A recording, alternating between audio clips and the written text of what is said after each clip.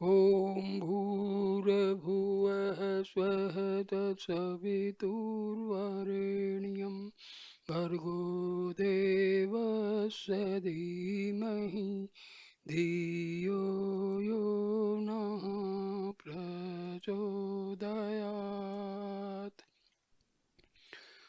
ॐ शान्ति शान्ति शान्तिः।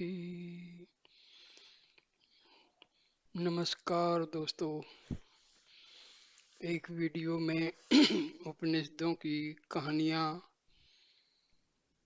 के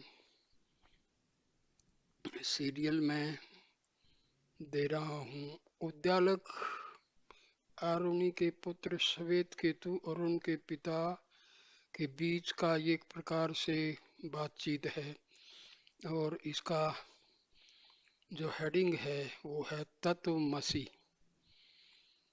तो सुनिए इसके बारे में उनमें क्या क्या वार्तालाप होती है। उद्दालक आरुणि के पुत्र श्वेतकेतु ने अपने पिता से यह जानना चाहा कि निद्रा क्या है। उद्दालक ने कहा, सौम्य, मैं तुम्हें बताता हूँ कि निद्रा क्या है, सुनो।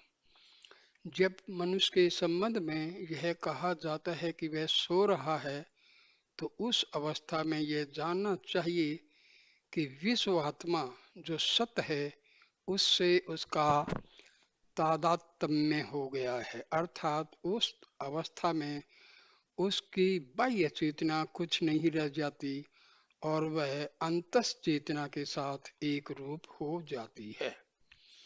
उस अवस्था में वह अपने वास्तविक अपनेपन को प्राप्त हो जाता है। इसीलिए सोए हुए व्यक्ति के लिए कहा जाता है कि वह स्वपुन, स्व मीन्स अपना की अवस्था में है। जिस प्रकार डोर से बंधी हुई चिड़िया फड़फड़ाती हुई कभी इस ओर और कभी उस ओर उड़ने की चेष्टा करती रहती है और अंत में विश्राम के लिए कोई दूसरे स्थान पर उस वस्तु या स्थान पर आकर बैठती है जिससे वह डोर बंधी रहती है, उसी प्रकार मन इधर उधर भटकने के बाद अंत में विश्राम के लिए कोई दूसरा स्थान न पाकर प्राण या आत्मा का आश्रय पकड़ता है। वत्स, मन की डोर प्राण ही है। श्वेतकेतु ने पूछा, पिताजी, मुझे भूख और प्यास की विशेषता से परिचित कीजिए। उद्दालक ने कहा, जब मनुष्य के संबंध में यह कहा जाता है कि वह भूखा है, तो इसका अर्थ यह है कि उसके शरीर के भीतर अन्न और जल की कमी है। वह अन्न भक्षण करता है और उस अन्न को पानी उसके गले के नीचे उतारता है। इसीलिए पानी को अश्नाय, अन्न को नीचे ले जाने वाला कहा जाता है। इसलिए इस शरीर का कारण भी वही है। वत्स, यह न सोचना कि इस शरीर की उत्पत्ति बिना कारण के हुई है। श्वेतकेतु ने प्रश्न किया, पिताजी, वह कारण क्या है? उद्दालक ने उत्तर दिया, जल को छोड़कर दूसरा कौन कारण इसका हो सकता है? अन्न को उत्पन्न करने वाला जल है और शरीर अन्न से उत्पन्न होता है। इसलिए शरीर का मुख्य कारण जल ही है। जल की उत्पत्ति तेज से होती है और तेज का मूल कारण सत अथवा सत्य है। इस प्रकार इस विश्व के समस्त प्राणियों की उत्पत्ति का मूल कारण सत्य ही है।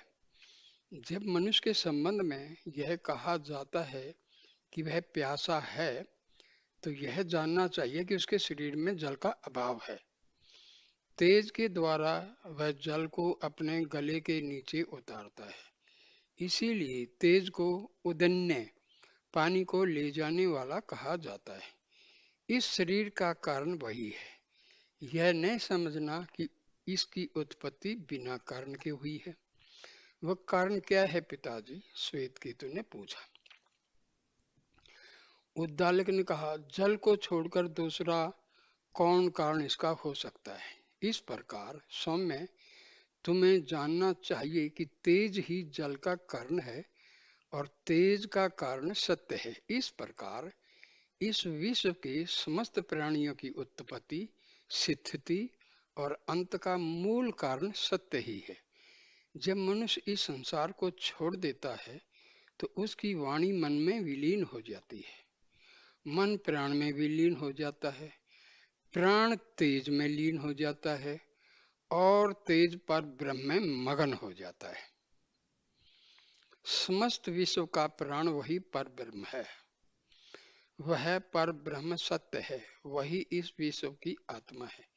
हे श्वेत केतु, तुम स्वयं भी वही आत्मा हो। श्वेत केतु ने अपने पिता के ज्ञान वचन सुनकर कहा, मैं वही आत्मा किस प्रकार हूँ? क्या आप इसे और स्पष्ट करके समझाने की कृपा करेंगे? उद्दालक ने कहा, वत्स, अच्छी बात है, सुनो। जिस प्रकार मधुमक्खियां मधु तैयार करने के उद्देश्य से विभिन्न स्थानों से विभिन्न वृक्षों के फूलों का रस, सार इकट्ठा करती हैं और उन सब रसों को एक ऐसे विशिष्ट रस में परिणत कर देती हैं जो आकार और प्रकार में विभिन्न वृक्षों के रसों से कोई समानता नहीं रखता, उसी प्रकार वत्स, विश्व के समस्त प्राणी मृत्यु के बाद एकमात्र सत्य के रूप में परिणत हो जाते हैं और उनके नाम रूप के सब भेद मिट जाते हैं। उसके बाद वे फिर उन उन विशिष्ट नामों और रूपों को धारण करके जन्म लेते हैं जिन्हें वे मरने के पहले धारण किए हुए थे। बाघ, सिंह, भेड़िया, भालू, कीड़ा, पतंगा, मच्छर आदि सभी जीव जंतुओं के संबंध में यह बात कही जा सकती है। जो अणु का अणु रूप मूल तत्व इन सब प्राणियों की आत्मा है, वही सत्य है। हे श्वेत केतु, तुम स्वयं वही आत्मा और वही सत्य हो। श्वेत केतु ने कहा, पिताजी, इस विषय को कुछ और स्पष्ट करके समझाने की कृपा कीजिए।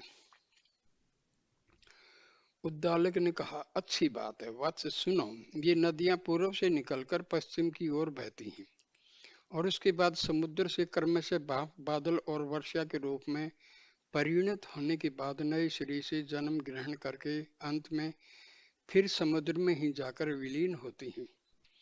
जिस प्रकार ये नदियां नहीं जानती कि उनकी उत्पत्ति कैसे हुई, इसी प्रकार सृष्टि के प्राणी सत्य से उत्पन्न होने के बाद यह नहीं जानते कि उससे उनकी उत्पत्ति हुई है, पर न जानने पर भी वे अपने पूर्व जन्म की आकृति, प्रकृति और नाम रूप को प्राप्त कर लेते।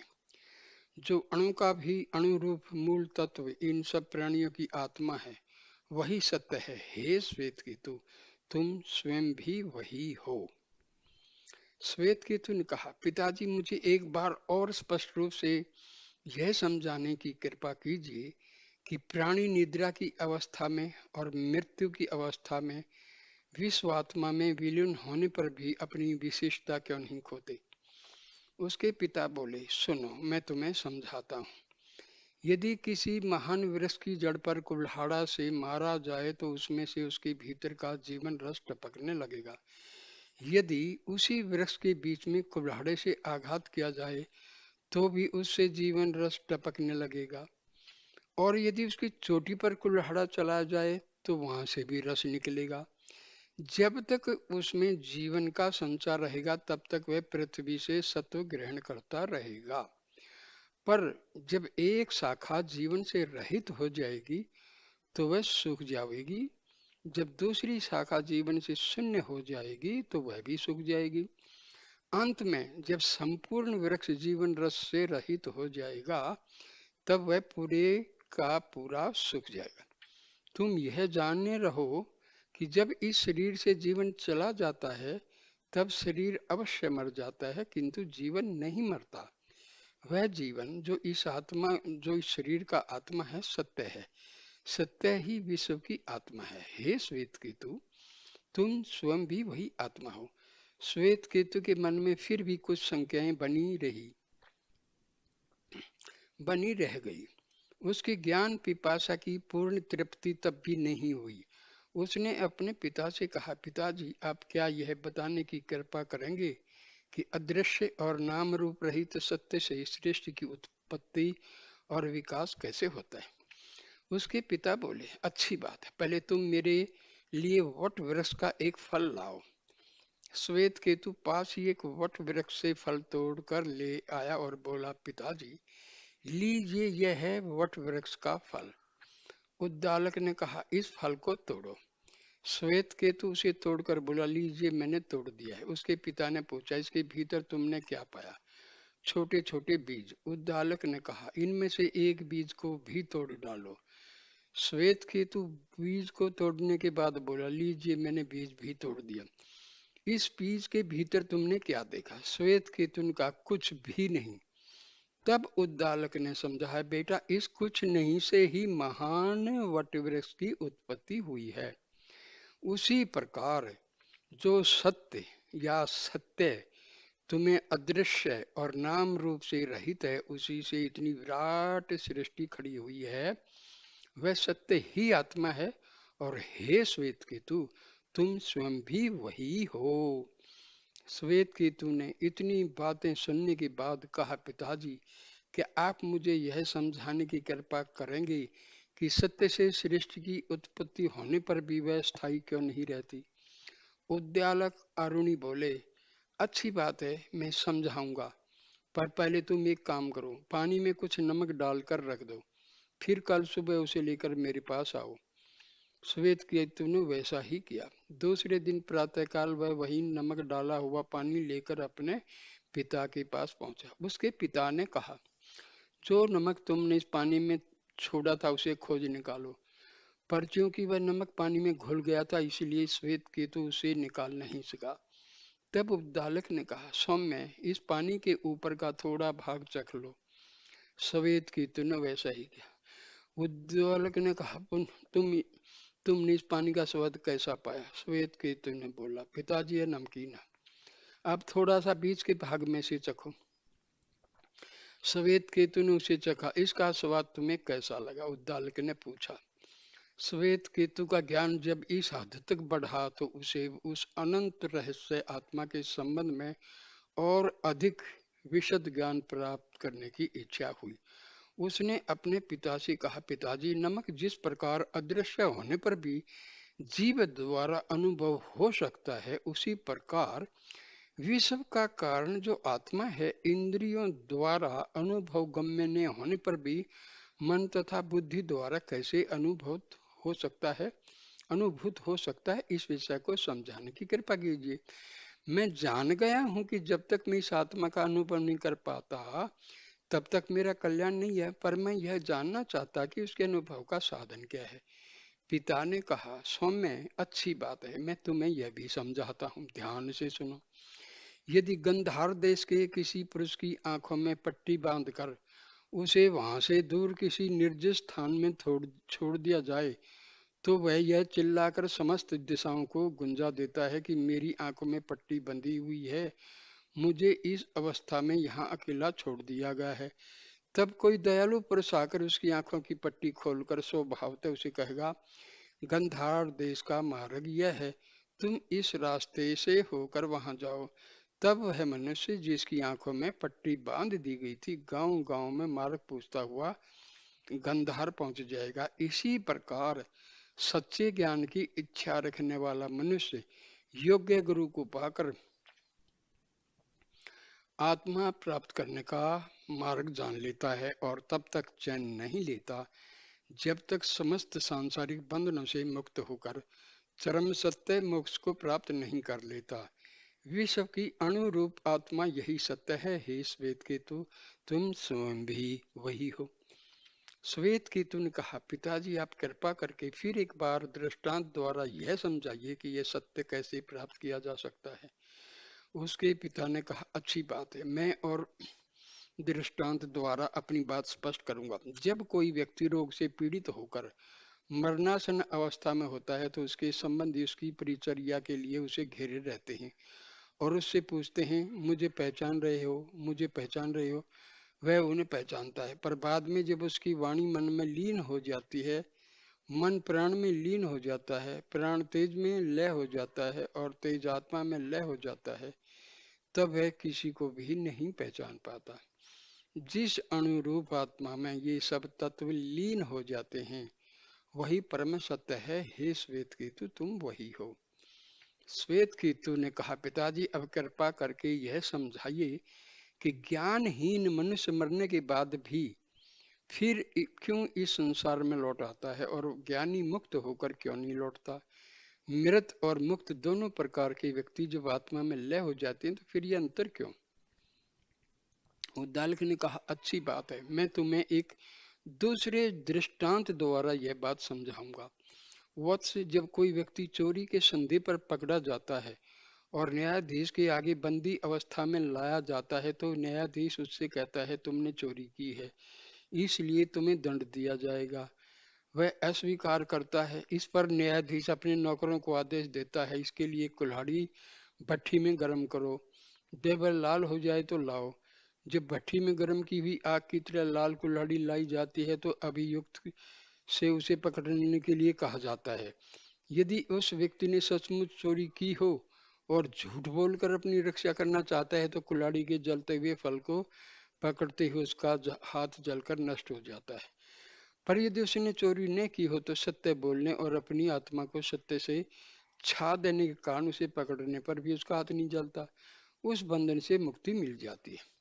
जिस प्रकार वह व्यक्ति सत्य का आश्रय ग्रहण करके ग्रहण करने के कारण जलने से बच जाता है, उसी प्रकार आत्मा के सत्य का आश्रय ग्रहण करने वाला भी आवागमन के चक्कर से बच जाता है। हे श्वेत केतु, तुम स्वयं भी वही सत्य हो। श्वेत केतु ने कहा, पिताजी अब मैं उस सत्य को भली भांति समझ गया हूँ। बहुत ही मार्मिक कहानी और दृष्टांतों के द्वारा हमारे जीवन के एक गहन रहस्य को इस कहानी में समझाया गया है। ये कहानी बच्चों को जरूर सुनानी चाहिए, ताकि वो भी इस आत्मज्ञान को प्राप्त कर सके। दोस्तों, ये वीडियो देखने के लिए धन्यवाद। प्लीज़ वीडियो को शेयर कीजिए, लाइक कीजिए, कमेंट कीजिए और मेरी चैनल को सब्सक्राइब कीजिए। धन्यवाद। नमस्कार नमस्कार नमस्कार नमस्कार मेरे दोस्तों, नमस्कार।